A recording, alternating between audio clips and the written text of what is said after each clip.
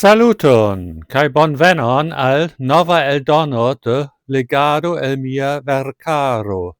Mi estas Johan, kai en ĉi tiu kanalo mi parolas Esperanton, la internacian pontlingvon. Hodiaŭ temas pri altnivela muziko, presentante senioron Johnny Carpenter. Amrakonto laŭtlegita en 7 partoj. Hodiaŭ vi aŭdas la kvinan parton. Nova bando.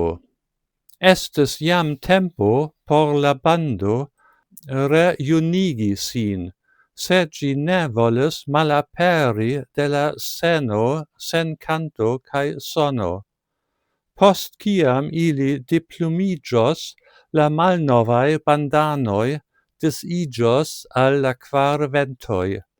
Nun Johnny donis al la bando novan impulson, sed se li volis plu vivteni ĝin, li bezonis novajn muzikistojn. Kandidatoj jam viciĝis por esti ekzamenitaj kaj elektitaj de li, ĉar neniu dubis, ke Johnny estos la banda estro.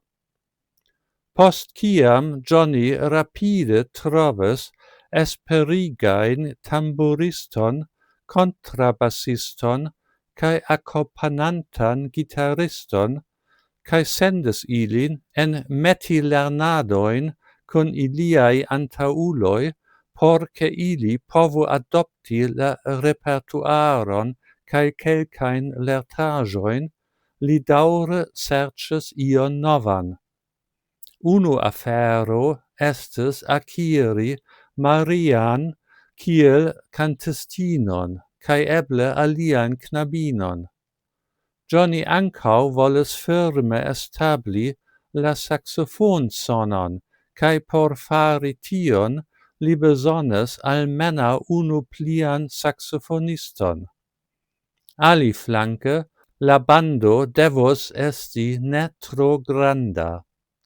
La sekvan tagon, kiam Johnny klarigis siajn pensojn al Maria sen demandi ŝin rekte, ŝi spontanee ekkriis: "Sed mi povas fari tion." "Kion vi povos fari?" singarde demandis Johnny. "Nu, ambaŭ aferojn. Kantu kun vi kaj transprenu la alian saksofonon." "Kiom longe vi ludas la saksofonon?" Nun Johnny estis vere surprizita.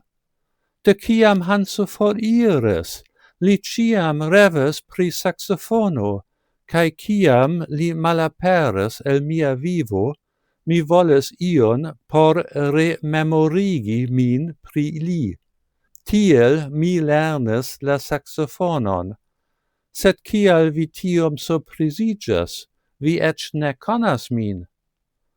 Johnny sukcesis dispeli la suspektojn de Maria, kaj ŝi forgesis la okazaĵon por la momento. Letero el eksterlande. Kompreneble, Maria esperis tuj ricevi respondon, kies vojaĝo povos daŭri kelkajn semajnojn malgraŭ aerpoŝto okaze de Aŭstralio. Tamen ŝi estis plene surprizita, kiam letero fakte alvenis de tie, kaj tute ne de la germana klubo, al kiu ŝi skribis, nek de iu el la multaj aliaj, sed de firmao. Almenaŭ tiel ĝi aspektis unuavide, ĉar la letero havis firmaan emblemon sur ĝi. Ĝi diris Carpenters Limited, kaj ion pri teknika ekipaĵo. La peza skribvaroj ankaŭ estis ornamita kun ĉi tiu emblemo kun la surskribo. Sed sub ĝi estis manskribita: en gravurita manskribo de virino, kai en la germana. Bone, jen ciu por hodiau. Daŭrigu sekvas, eble venontan sabaton. Dankon pro via pacienco, kai gis la revido. Kai ne forgesu, abonu mian kanalon, por ke vi ne maltrafu mian venontan filmeton. Gis.